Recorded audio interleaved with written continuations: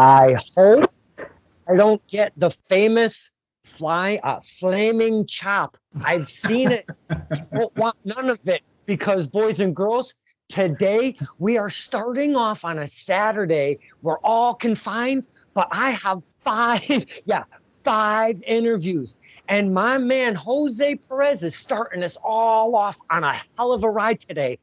This is Certain Pot with Don Kincaid and my very special guest.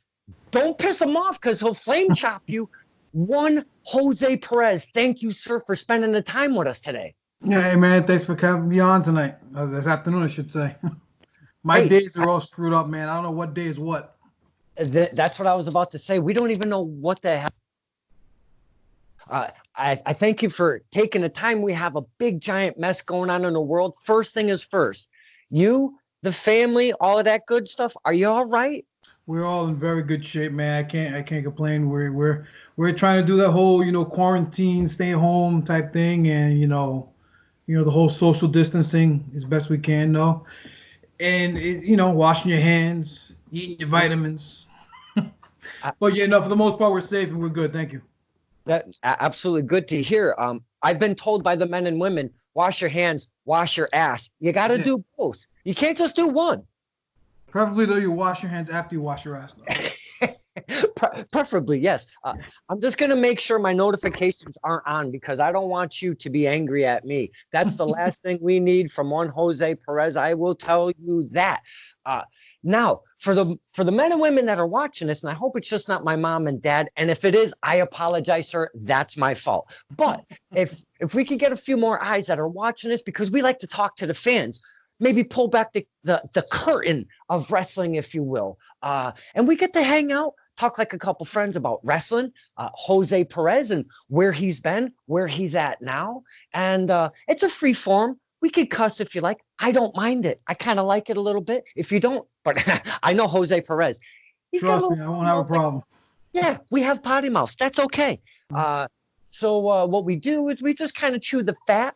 And what I'd like to really start with is if you don't know Jose Perez as a wrestler, look that man up on the YouTube. You will find plenty because that's all I did. And I'm telling you, you will find plenty to go by and look at the history of one Jose Perez as a wrestler.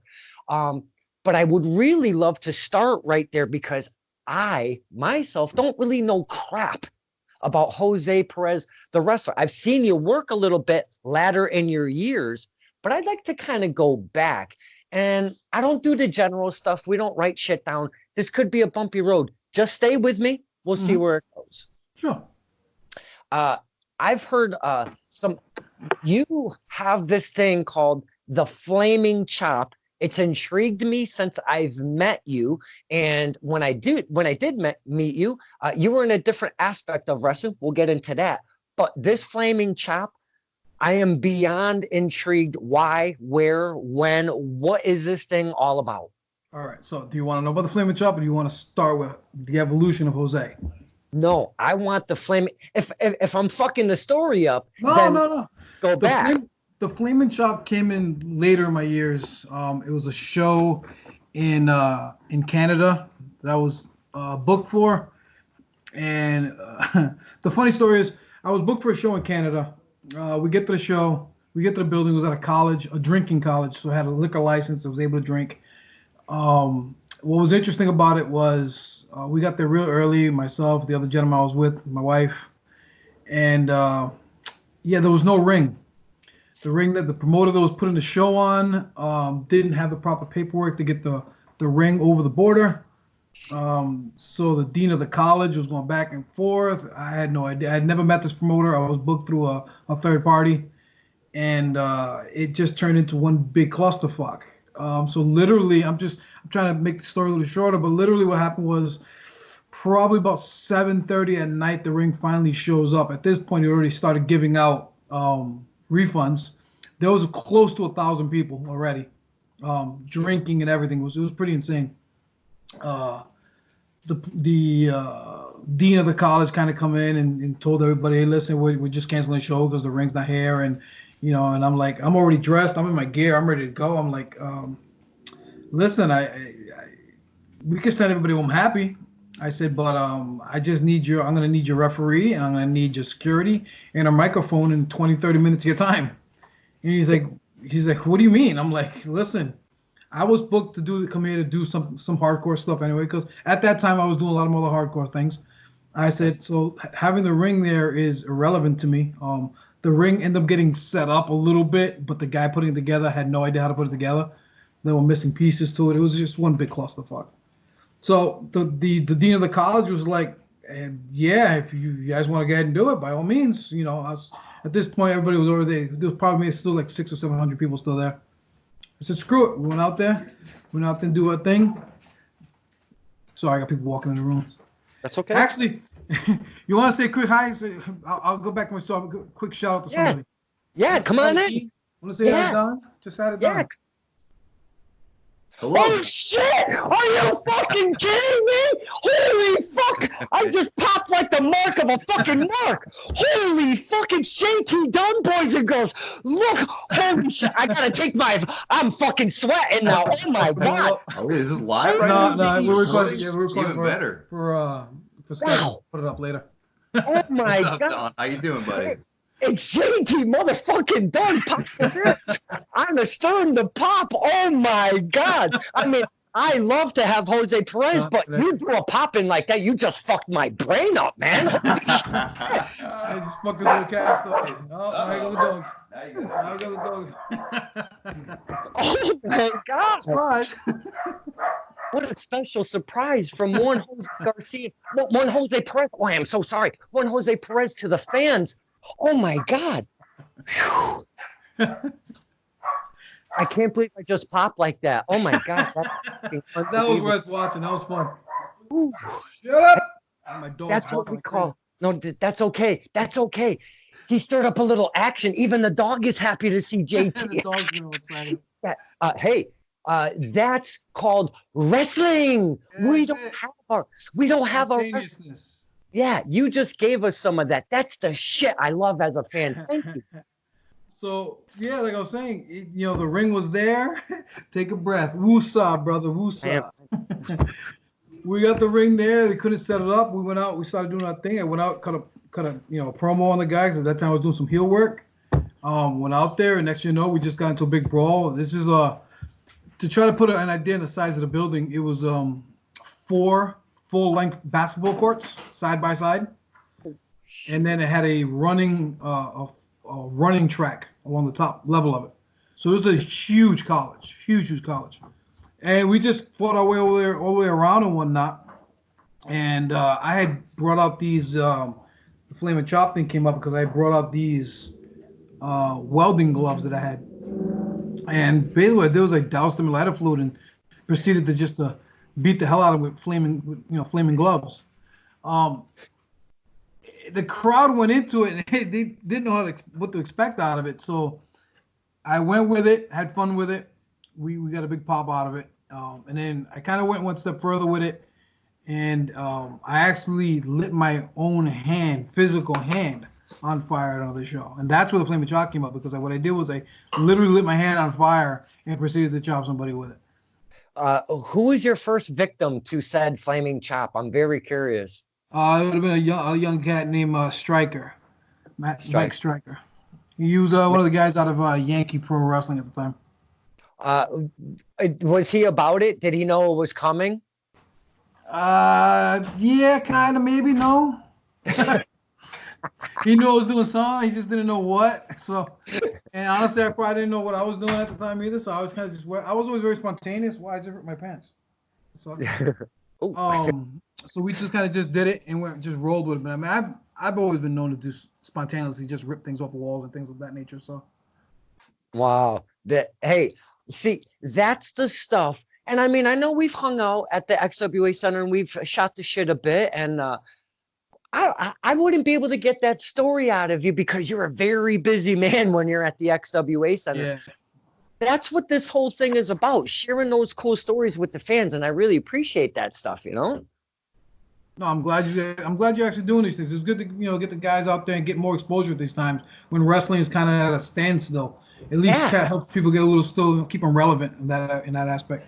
Yeah, definitely, because what I like to do is for the people that don't know, the boys and girls that I have on, I like to introduce them to them. And if they do know you, we get a little bit of deeper in there. So Exactly. it kind of makes it a lot of fun. And I know somebody who's actually very happy to have, for you to be on Stir in the Pot. Now, I went to his home. Or no, actually, let me rephrase that. I went to somebody's house that he stole because he didn't want me to come to his home. That's one King Leon the Black Blade. King there- Leon. Yeah, there's been a transition from King Leon the Sixth, which you have a history with, and Mhm. it's coming to a head of King Leon the Black Blade. And I know I'm kind of steering away from Jose Perez right now, but That's fine. I want to hear that history because I only got to watch it from a distance, like through a little bit of footage, through Picture Dave, through his footage. Uh, this whole thing that you had with King Leon, could you explain and give us a little journey, the fans, give us a little journey about that little rivalry you had going on? Well, on the rivalry aspect of it, for those that don't know, he was actually a student of mine when he first started out. And I think what ended up happening is his head got a little over his body. So he kind of had to get put in his place a little bit. So it kind of turned into that type of situation when he kind of made some remarks. And we kind of, we went from that aspect of it. There's a line between the work and the shoot. And he wanted to try to run that line of the shoot, which didn't fare well for him. But I won't take the talent away from him. But he does tend to have a big head. Hence the reason why he's probably now wondering why he's changing gimmicks, because it's just he's at that point in his life where he kind of has to make that change. So now you used to call him this little nickname, and I would get a kick out of it. And man, were you pushing? It was almost like a campaign. It was something like a Benny Bear or something. Oh, Benny Bear. Benny Bear. What was that? That was that was during he had wrestled for Nova Promotions, and his grandmother called in live, and he proceeded to go back and forth with his grandmother. His grandmother started calling him Benny Bear because and that's what it turned out. That's what it turned out to be. It's just one of those things, and the crowd ate it up and whatnot. So he just hates it when people call him that. He hates it. Oh wow. Well, I'll make sure that I don't call, because as Ronnie Ribs, no, because as Ronnie Ribs SOG has told me, I only weigh about 35 pounds, so I really got to watch what I say to the bigger guys. Understandable. Thank you for sharing it, because I've been curious about that whole Benny Bear thing and why and what was going on. So it was kind of like a student teacher kind of thing going on to put the student in the place, if you will. Exactly. Long story short was I retired a few years ago from active competing on a regular basis. I was nonstop almost every weekend. But I got to the point where I just couldn't do it anymore, and I really wanted to, at some point I'm gonna want to carry my grandkids at some point if and when the time comes. I still tend to do things here and there, but it's more on the aspect of working with the younger talent, working with like a student of mine or somebody's student that I can help out and move and help them elevate if at all possible. That's exactly generally the idea that I try to work with. I still have my fun. I like to be involved as much as possible, but the in-ring time I really don't need. I still crave it, enjoy it though, but it's spread far apart if needed. And like you said, it's to elevate the younger men and women coming up in the XWA Center, because man, you guys got talent out the wazoo going through that place. A lot of good guys come up through there. So again, I jumble. Again, follow me. Let's go back some more on the Perez thing, because your whole thing that I've seen as of over the course of the last few years is this whole mayhem gimmick. Is that where you've is it an evolution? Because you've been in the game for a bit. So describe to the fans what the whole mayhem gimmick is, how long you've used it. Is it from the beginning? And kind of give us a little bit of history of the Jose Perez thing, because I'm very intrigued. Okay, so the whole mayhem gimmick, the whole shirt that says mayhem, isn't really a gimmick. It's actually my son's shirt. It's a band. I thought it was cool. It fit my look at the time and whatnot. I just kept the shirt. So it really has nothing to do with me. I can cause little mayhem. That's without a doubt. But Okay. the shirt itself had really no significance per se. It was just a shirt that I found that suited the situation at the time because I had ran out of my own personal Jose Perez shirts and I needed a shirt for something I was doing, and I ended up keeping that one. I've kept that for years. It just had a good look to it. That's the only reason Yeah. what that shirt about. But if we're gonna get into evolution of Jose Perez, then I have to go back a few years to where it all started. I joke about my name with those that know me. The Perez is actually not my real last name. It's actually my mother's maiden name, and I adopted her maiden name for it. I joke because I said my mother was the one that made me who I was, and obviously she was. But when it came to me doing the stuff like on the hardcore aspect of stuff like that, she was the one that got me there because when I did bad, I did bad. Wow. If you know any Latin people will tell you, yeah, they're strict. They're pretty strict, and I was strict, and I wasn't the nicest of kids. Not that she, abused me of any stage of imagination, but I joke when I say the things I did and the way I acted with part of my mom, basically. Um, but you had a picture up with me for this event for this that actually has me under a mask. Hmm. That's actually my real first gimmick, is that Oh, mask. I wore that mask probably a good 6+ years before I actually came out from the hood. I was known as El Diablo when I started basically in the independent through the NEWA, and I was never comfortable not being with it. So it took me a long time to actually get it. It took me close to 6 years, I believe, before I actually got out of the mask, and that wasn't even Jose Perez yet.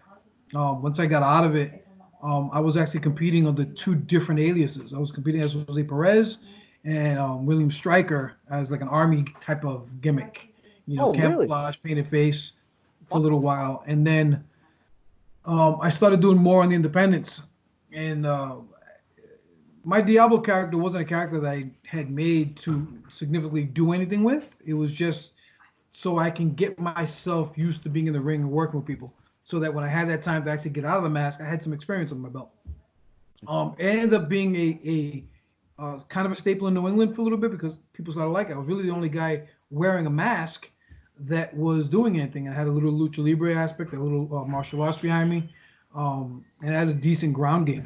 Um, so that character ended up becoming a character a lot of people in the booking.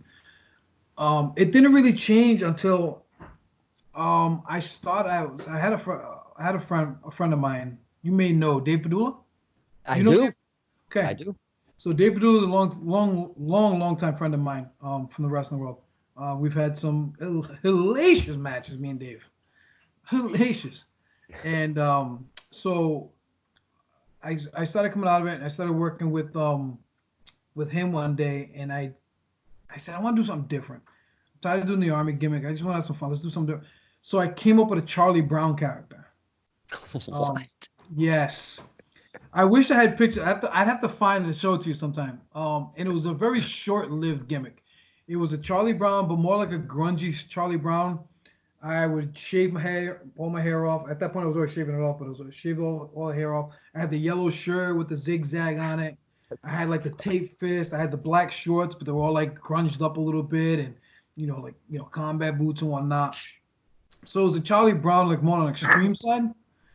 And I went as far as taking a mark, put a little squiggle on my head and whatnot. It was pretty outlandish.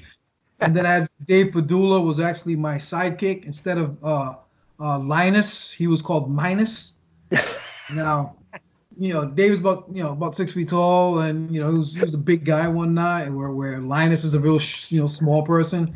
Oh So my it God. was actually very fun to do with, and where Linus would have a big long blanket to go with him, little Whoopi, Dave had a small bath towel.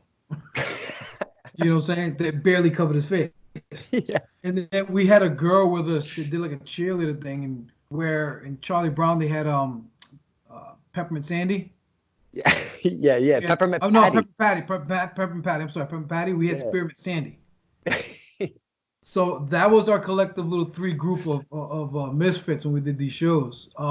The fun part about it, the part that made me laugh every time was how we would set it up. We had this. You would probably know it. There's actually a Charlie Brown theme song done in guitar, all acoustic guitar, all like Ray rock.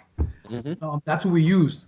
And I remember one match we had in Rhode Island for Power League Wrestling.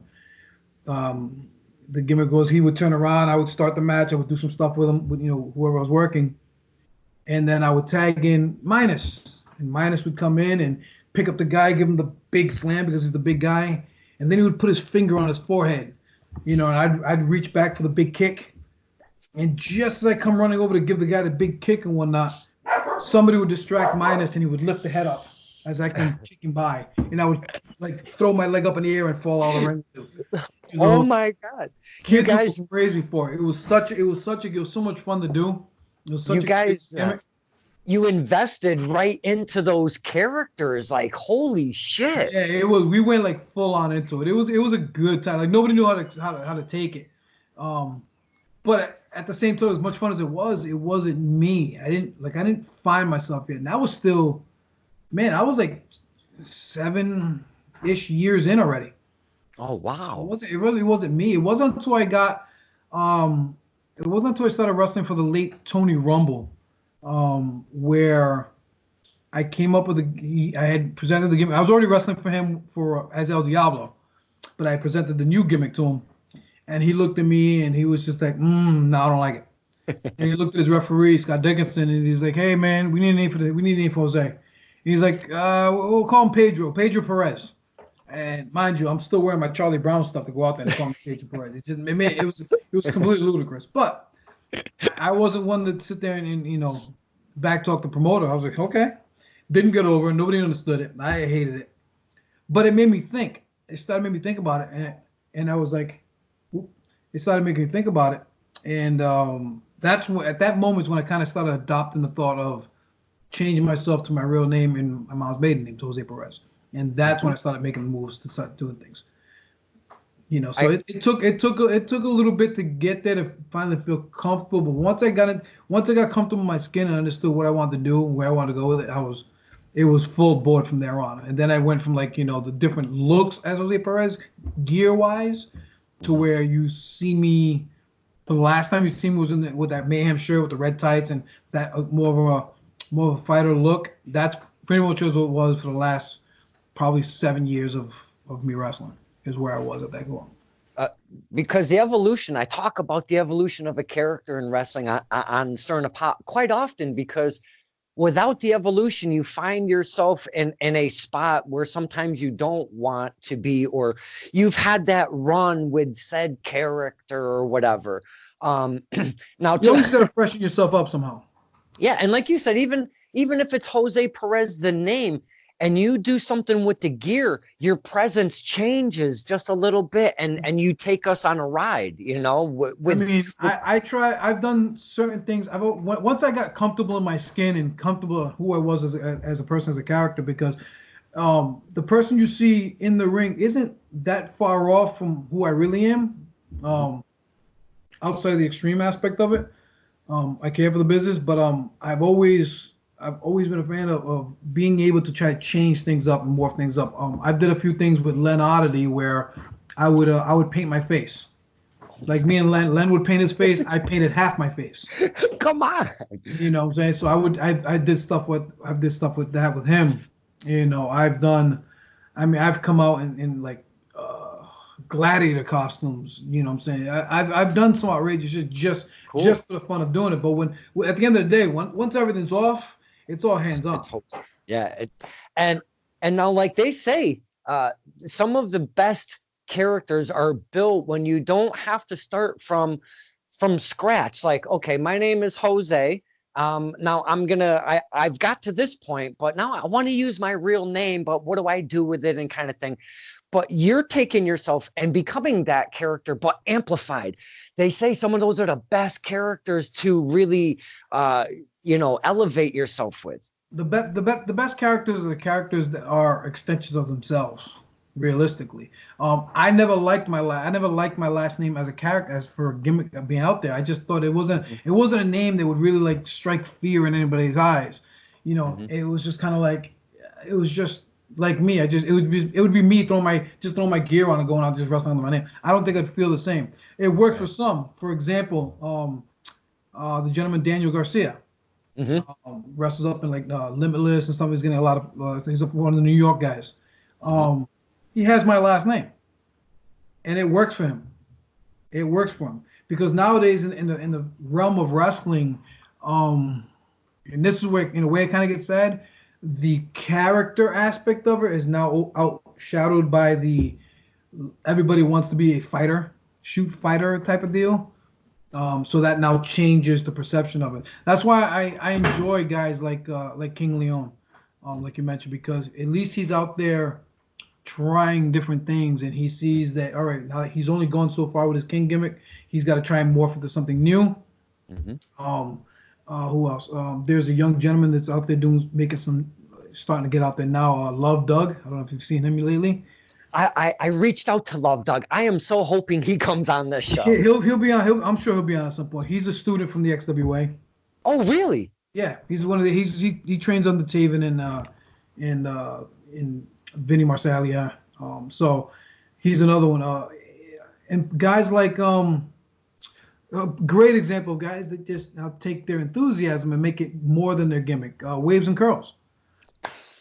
Guys, those two are very, very talented. Jalen's a very soft-spoken young cat though, but he gets out there and it's boom. He's ready to go. And Trayvon's he's just a natural character. Just wants to make people laugh.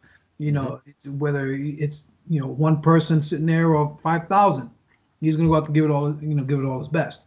And exactly. Those are the guys that sit there and generate that type of that atmosphere is what you're looking for. You want the fans to gravitate. You want the fans to engage. It's not about just going out there and doing a wrestling move because anybody can do a wrestling move. It's really about making that wrestling move mean something. Right. With all this time we've all had sitting around doing nothing, I have a lot of time in my hand to watch things. So I was able to sit back and actually watch the WrestleMania and watch 24, WWE's 24, and it was showing past WrestleManias, and it's kind of a little glimpse behind the scenes type thing, and just watching the crowd reactions for certain things is, I think, what gravitated me to wrestling. It's that energy of wow, they're invested in me for that 15, 20 minutes, whatever the case may be, and they're invested in the next guy and the guy before me. Those are the things that gravitate to me about the business. Probably why I enjoyed being in wrestling so much. But when it came to Jose Perez, it was really about trying to find myself and trying to find, because it's weird because in school I was, not that I was a nerd by any chance of imagination, but I wasn't a person that really had a lot of friends. So I was kind of a loner, per se. I'll be honest, I'm not the easiest guy to be friends with. I can rub people the wrong way. I'm too passionate sometimes for my own well-being, and my wife complains about that all the time. So I tend to do too much and get nothing in return. And obviously in life you really shouldn't be thinking about getting things in return, But those type of things, it's probably been one of my vices, unfortunately. But the business itself is evolving and changing, and you have to evolve and change with it. It always does in these certain chunks of years, if you will. Wrestling kind of moves along and it's the same, but it's not the same. And you got to roll with it at the same time. And you can't be stuck with, okay, say you learn something, you're training, we'll say 6 years back, but all of a sudden 5 years of wrestling has evolved. You have to roll with it because you kind of get lost in the shuffle if you don't. And that's what happened with me at one point. And I'll bring back Dave Padula again because this is probably late 90s, just about the 2000s. ECW was just folding around 2000. So that's around the area time when I started doing a lot of the hardcore stuff, because it got to the point where everybody wanted to be a wrestler. Everybody was wrestling. Everybody wanted to be everybody wanted to be the Hogan, the Macho Man, and stuff like that. The Attitude Era type thing, which is great. So I loved it. But if match 1 and match 2 look exactly the same, and I'm match 3, and then match 4 and 5 are gonna be exactly the same, I don't want to look like either one of them. So I started doing more of the hardcore stuff. And at that time, nobody in New England really was doing that. The only 2 knuckleheads that were willing to do it was myself, Dave Padula, Big Dog Wilson, maybe 1 or 2 other guys. But to go to the full extent of what we were doing was basically me and Dave Padula. So It was one of those things where we try to take a bite from ECW and kind of morph it in. And at that time I was wrestling for Yankee Pro Wrestling. okay. And Yankee Pro Wrestling was the only ones that really took an opportunity to jump on that whole, let's do some hardcore stuff. And they brought that like to schools, which was crazy. They brought that to schools with them and whatnot. We took that to funny story real quick. We took that to North Adams, Massachusetts, which is way out in the middle of fucking bumfuck Mass, some fucking way. Okay. And it was like a 3.5 hour, 4 hour ride for us. And we get out there, and it's live wire Dave Padula versus Jose Perez. We're like finishing the first half of the card. We're doing a whole bunch of. We just go out there and just be us. Unbeknownst to us, that it was a ECW style crowd.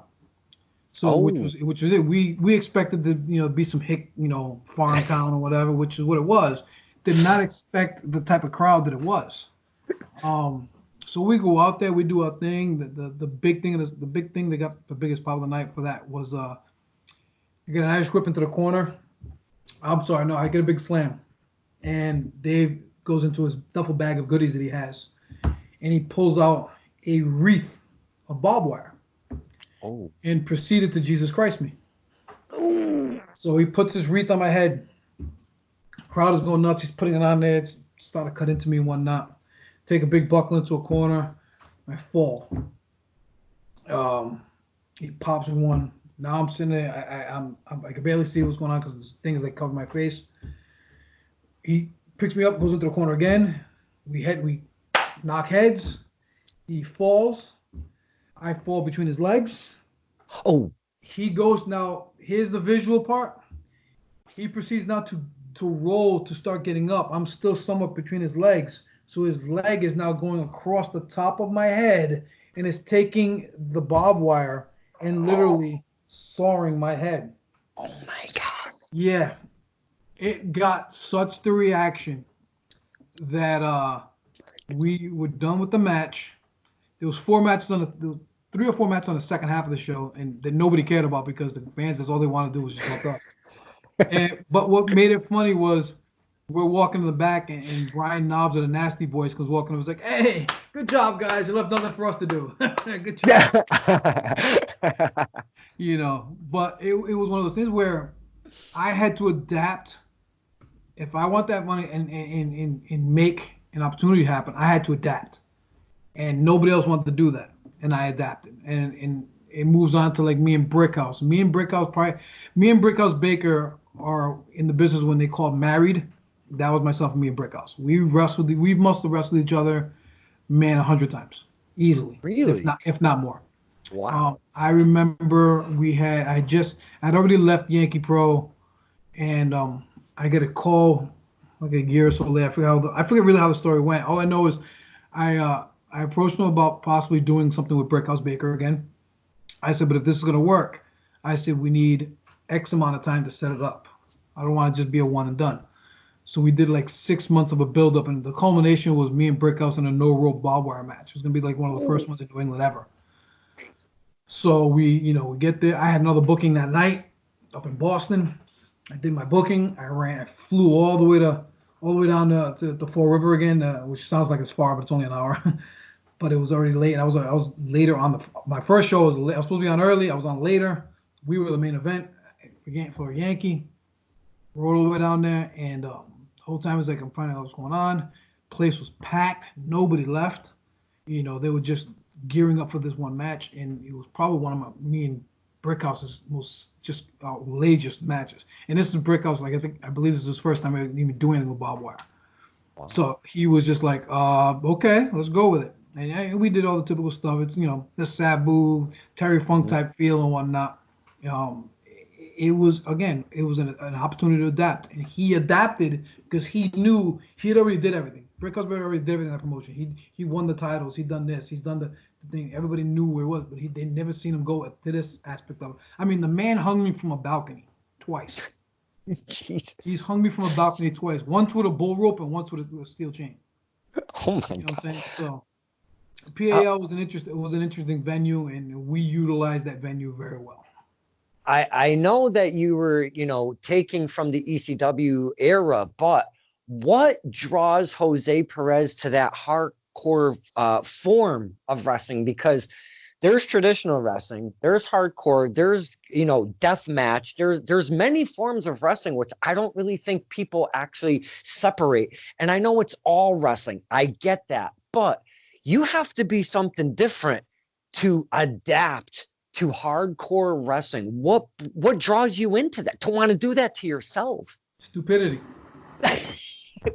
It comes down to stupidity.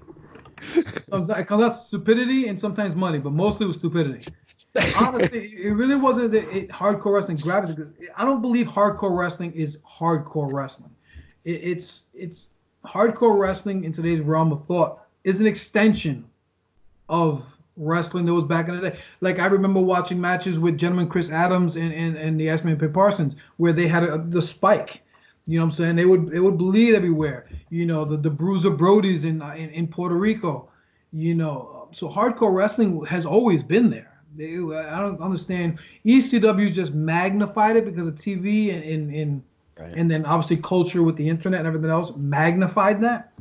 But wrestling on a whole, hardcore stuff has always been there. I mean, again, like you said, you have to be ready to evolve with it, and you could see that in WWE. WWE did the match with Kane when they did I believe it was Kane and Undertaker, when they did the flames around the ring.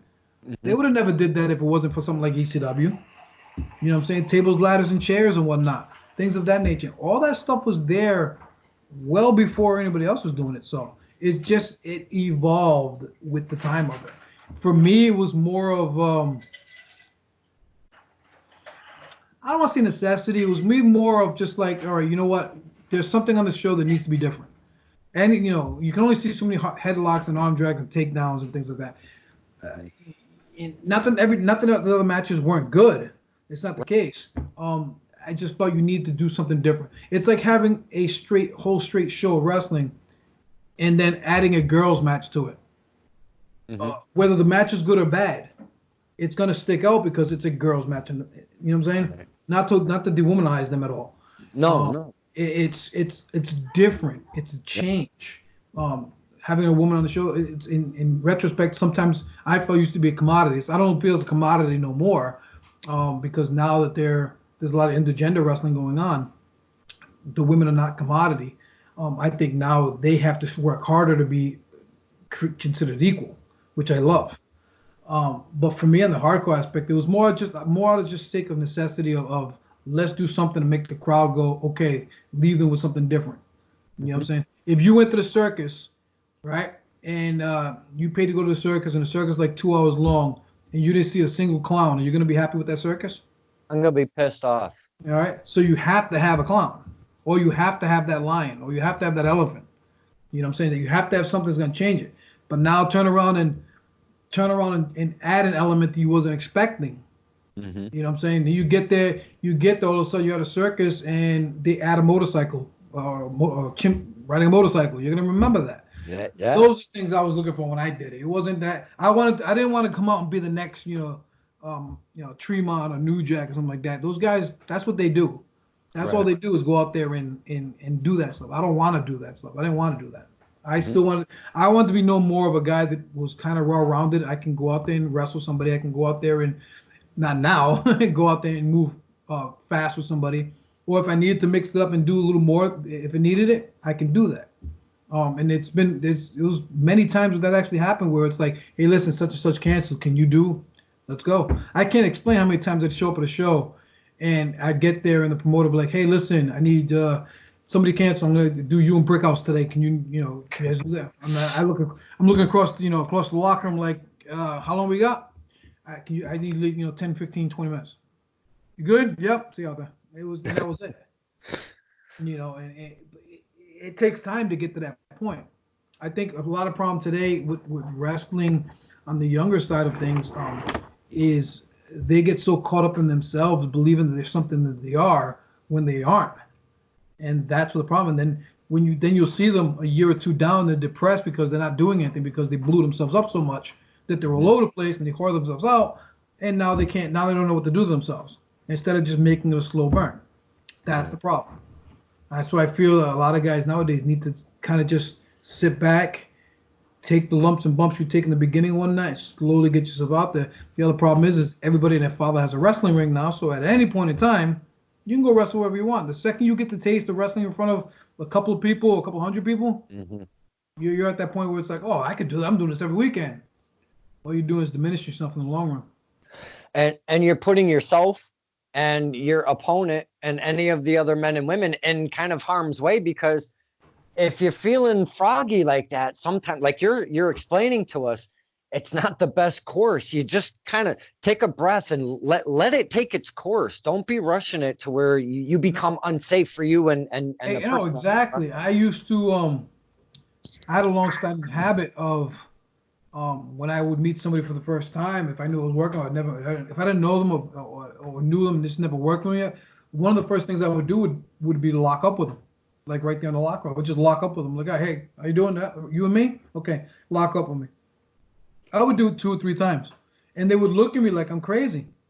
And then I'd be like, all right, we'll talk later, and walk away. And I knew just by the way they locked up with me, if I was going to have that type of night or if I was going to have that type of night.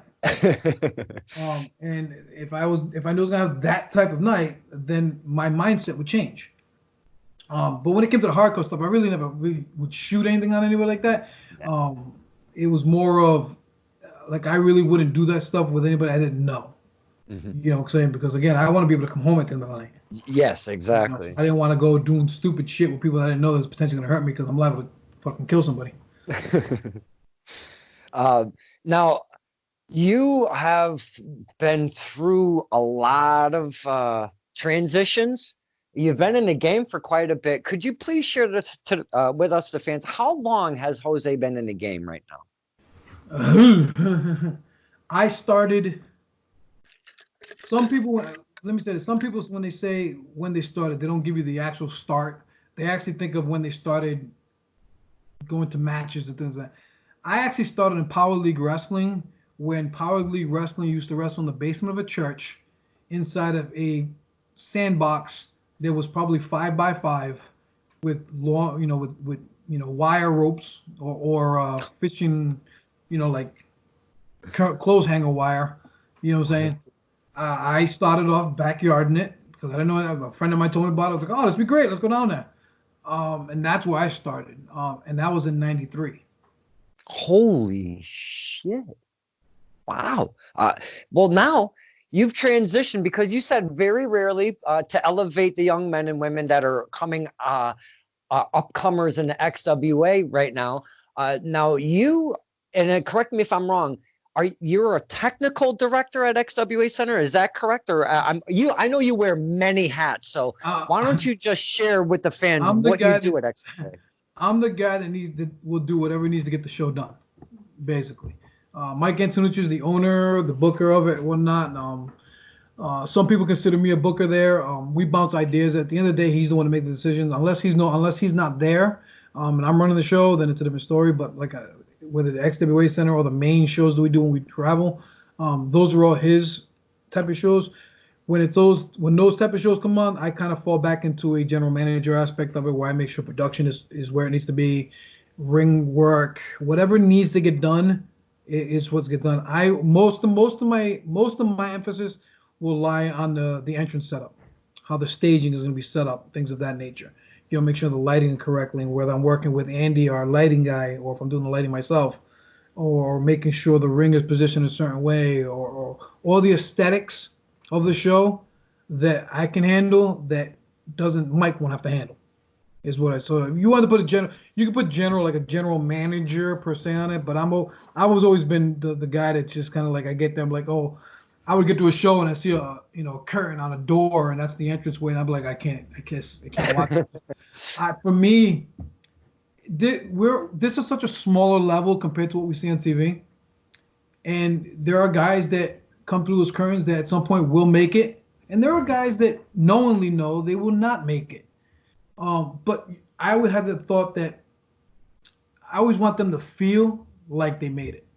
Mm. You know what I'm saying? Sometimes I went to promotions where it's like they were just like, oh yeah, here's the ring, here's the show. They have a few people there, yeah, but it's like you walk out and it's just a curtain on the door. And I've done shows where you walk out a curtain through the door, trust me. You know, but I always try to make it a little more than what it is to make the guys feel that they're getting more out of it. It sounds weird, you know what I'm saying? But I think an entranceway and music and or lighting is all an extension of that person. Mhm. So I think it's important that everybody would on the show, even if I wasn't on the show, I'd find myself visiting shows just to go, just to go hang out. And next thing you know, I'm doing some kind of work, whether I'm helping cutting some promos in the back or video some pre stuff that they can put online real quick. That's I've always been that guy that I just can't sit there and just watch a show. I'm too critical, you know. But that's how I've been. So when it comes to XWA, it's basically been the general manager aspect of it. I was out of work for a little while when Mike brought up the attention he was going to open a building up, and when I seen the building, I'm like, oh man, this is going to be interesting. And but it was just the right time because I had nothing else to do. I was sitting home unemployed. I was collecting unemployment, so I had nothing else to do. And we basically built the XWA Center to what you see now. And what was good about it was like I didn't have to pay for nothing. So Mike was like, if I say, hey, but we should try to do this, this, and this, Mike was like, okay, let's go with it. You know what I'm saying? One of the first things we wanted was a drop-down microphone. That was the first thing we both agreed on right from the get-go. So the first 2 weeks of us being there was trying to figure out how to get a drop-down mic in the ring. And it was weird because once we did that, I think everything kind of started falling together afterwards. Like we knew where production was going to be. We knew how the backstage locker room was going to be set up. Everything fell to play, but it didn't happen until we had the microphone on the ceiling. So that was a big. But again, that's all trying to get that feel of more than what you have. Yeah, that's what we try to accomplish there. Because I mean, the first time that I ever went to the XWA Center, now for the men and women that don't know where or what it is, it's a beautiful it's like an all-inclusive wrestling stop. They have their own building. You walk in, they have an entrance ramp, and like Mr. Perez was explaining, you've got lights, you've got the little poofy smoke coming out on the sides, and there's fencing set up, and there's cool commentary set up, and it's evolved since I've been there. But they have a concession area. They have a little section in the back for the merch. It's the only thing like that on the East Coast of that size. Yeah, man. I mean, there are other places that have smaller little setups and whatnot that they run shows out of, but of that magnitude, that's the biggest thing on the East Coast. That whole thing is fantastic. And once you walk in, you fall in love with this place immediately as a wrestling fan. It's just amazing because like you said, it's a really good, I think it's very well laid out. It's a lot of fun. We have video monitors, guys, we could do live backstage promos that you can see in the ring and stuff like that. So again, it's just stuff that we're able to do that nobody else was doing. Those are all ideas that I had right from the get-go that I wanted to try to do. Now, for the fans that are used to going to the VFWs, or I've been to a church a couple times, or, wherever it may be, an Elks Lodge, or it doesn't matter. But when you get to this place, this is like fucking wrestling. This is like, it's a different scale than when you're at the different. It is. I'm sorry, not to cut you off. You got to keep. That's true, but you got to keep this in mind. We can go there, open the door, put on the show, lock the door, and go home. When you go to the VFW pose, you go to high school, that's hours of setup time. That's hours of setup time, and it can be done with the right people and the right equipment. Yeah, it can be done at any place, but that takes time. Not only does it take time to set up, you have time you have to take it down. And when you get into like a VFW post or high school or gymnasiums or things of that nature, you're on a time restraint. You know what I'm saying? If you're told you have to be out there by 11 o'clock, at 11:05, they're tacking on time on you. So there's a lot there. I mean, if you've ever seen any of the shows that we do for XWA, we're in there in some aspects 2 days in advance. We did ours not this year, the year before when we had Ray. I forget which one. The year before, 2018, we did Resolution with like Rey Mysterio and Johnny Morrison and all those guys. That was 2.5 days of setup. We had our first Activision match that we did that night with the wire cross over the ring. Like I said, that was 2.5 days of pre-work to get that done, and then tear it all down in hours. So it's a lot. So it's great to have the event center, you Yeah. know, that aspect of it, because we're able to, it's all in house. So Mhm. it's literally just buy tickets, sit down, watch the show, and go home. And that was absolutely no slight on any promotion at all, because it No. does take, yeah, not at all, but it's just when you walk into the XWA Center, it's a bit different than when your normal stops. Is Yep. pretty much, now you guys have it. It's the same place, but there's a different label on it called the Kingdom School. Is that correct? Yes, the XWA Kingdom School is the school that runs out of there, which is basically run by Matt Taven, the former ROH heavyweight champion, Vinny Marsaglia, and TK Orion, with the head trainer when he's here. Right now, Matt Taven is technically the head trainer, but for the most part, it was originally started with Mike Bennett. Mm-hmm.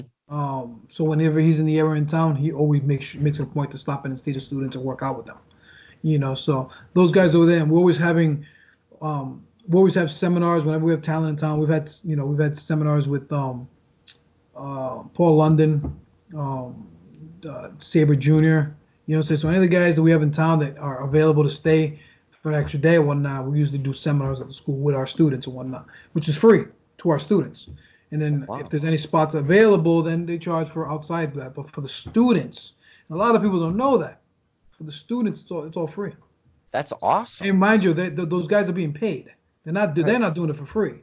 Right, because So that's we've why had some really good stuff with it.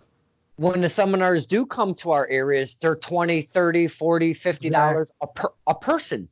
Exactly. And there's always been I think a lot of guys look at it now as a stigma of oh, why should I go to a seminar when, I'm going to go there for 2-3 hours and we're just going to sit there and he's just going to talk about his life.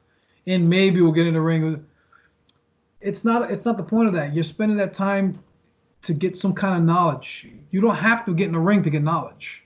Mm-hmm. You can verbally absorb knowledge, so you don't have to get in the ring. So any opportunity you get to go to a seminar, go to a seminar. You don't know what you're going to take out of it.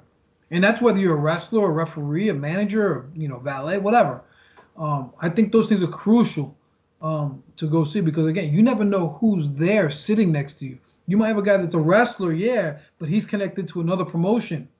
You know what I'm saying? So now it's an opportunity for networking, which a lot of guys don't understand that aspect of it. One of the things that get me nowadays, since I'm talking about it, is you'll see a lot of this going on. It's like, hey, I have these dates available. Pop, pop, pop, pop. Tag a promotion or tag this one. Why? I don't understand why you just don't do that yourself. The promotions are out there. Everybody's on social media.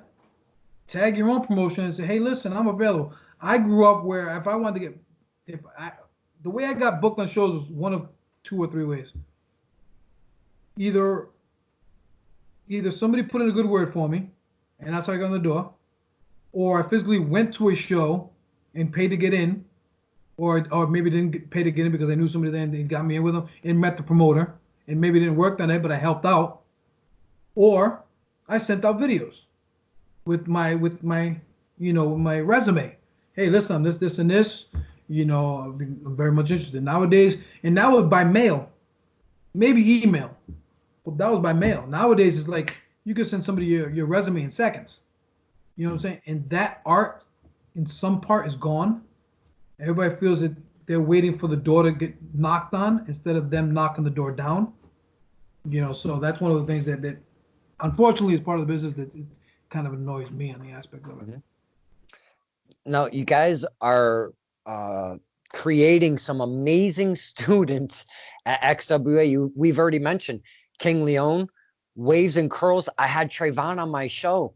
There was he wasn't having a great hair day. We almost reverted to Waves and Naps, but it doesn't have a fantastic ring to it, so we left that alone. It's still Waves and Curls. But you have your Joey Bones, you have all sorts. Joey Bones.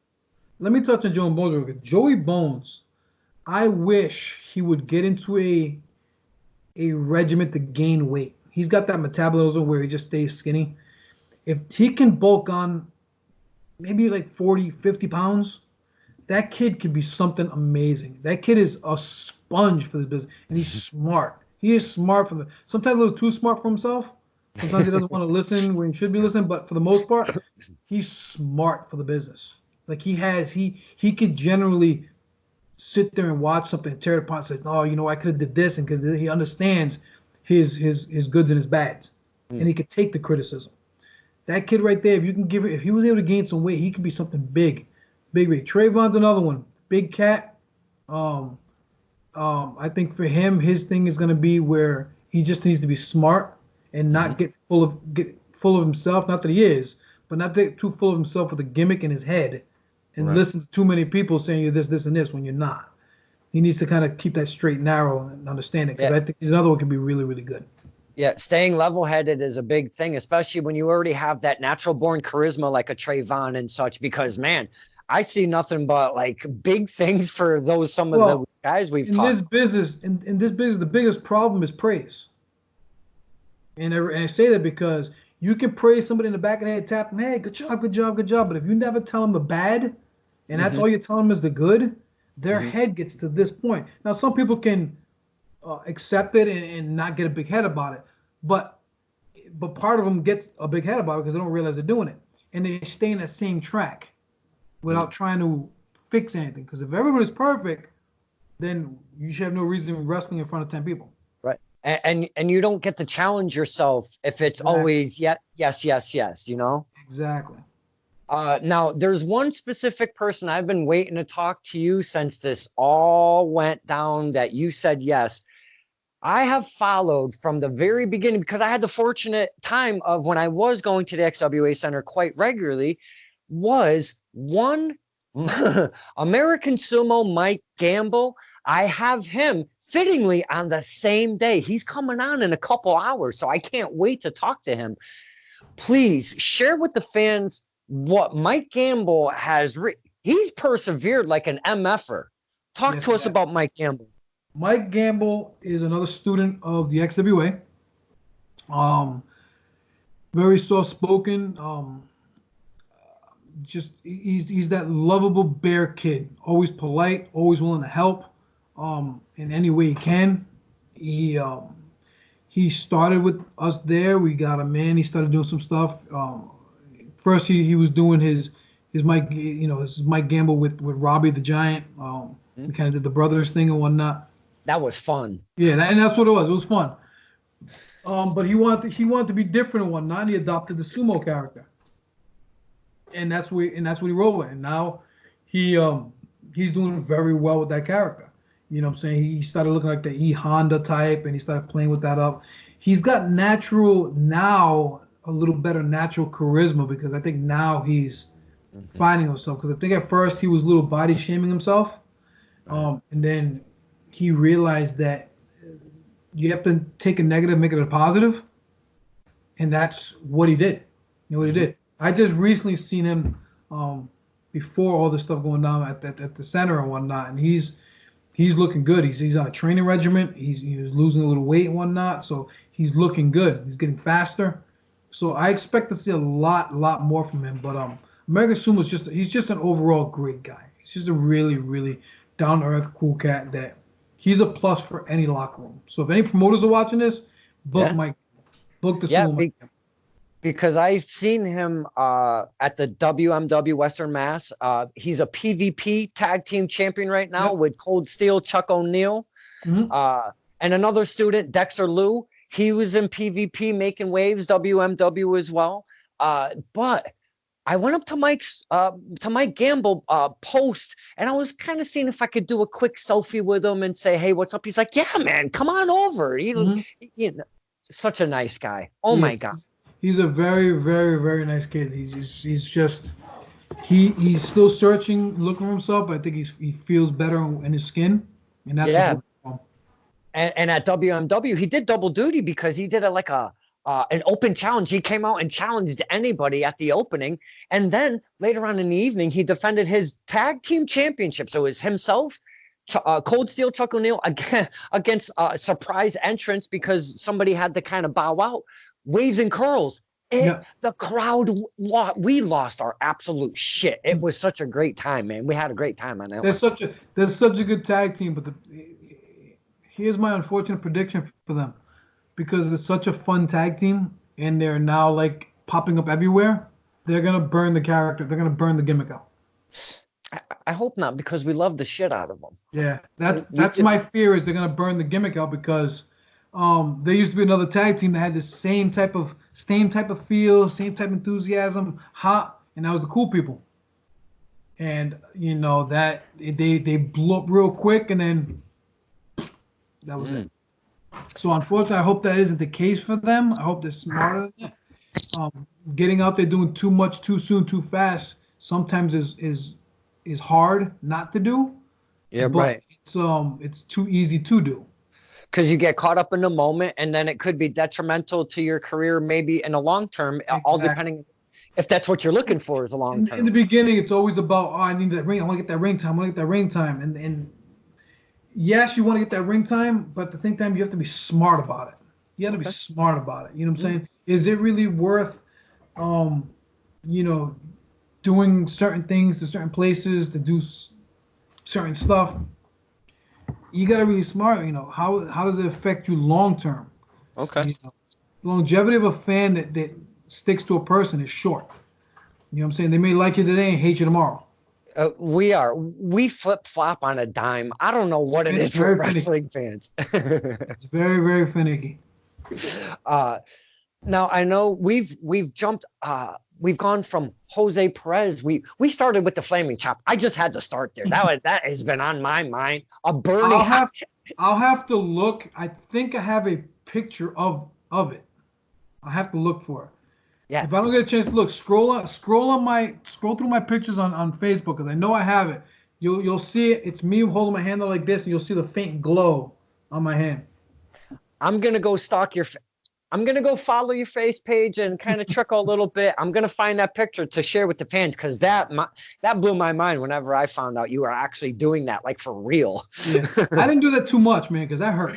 that hurt. Now, before I let you go, because I talk about the XWA Center on this show to almost everybody, I swear.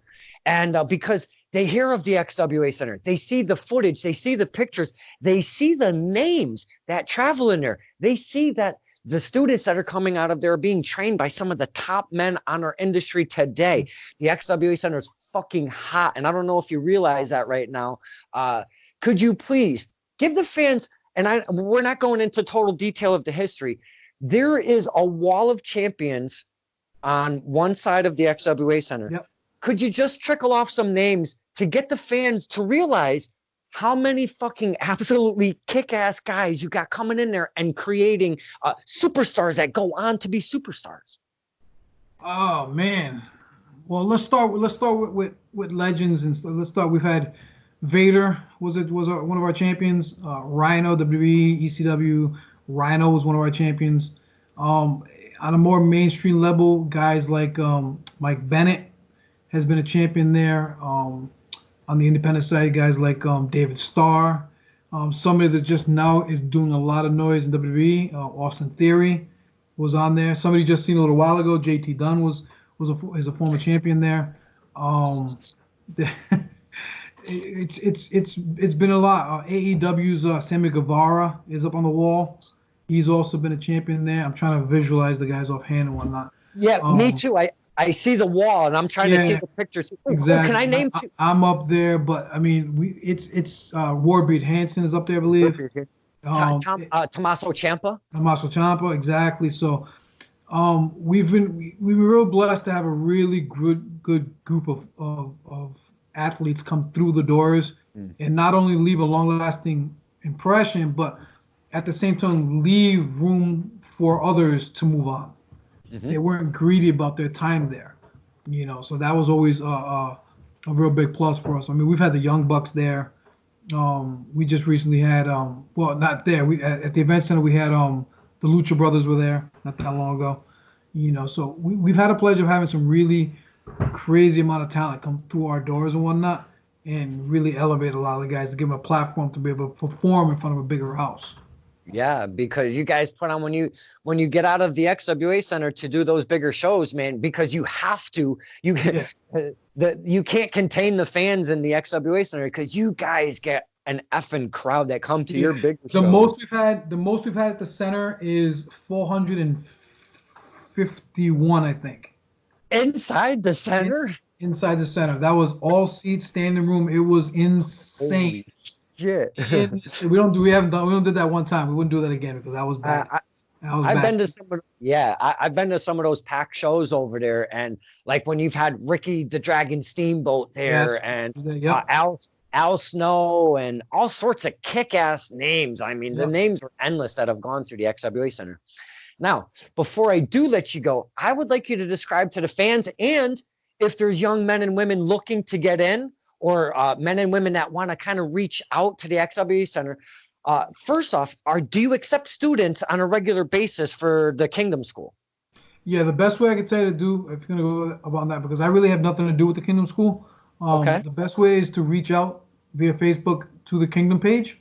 It's the XWA Kingdom Training Center. Reach out to them, and they'll answer you right back. And you get better info on that aspect of it and work on how the training things work. Because I believe they train 3 days a week.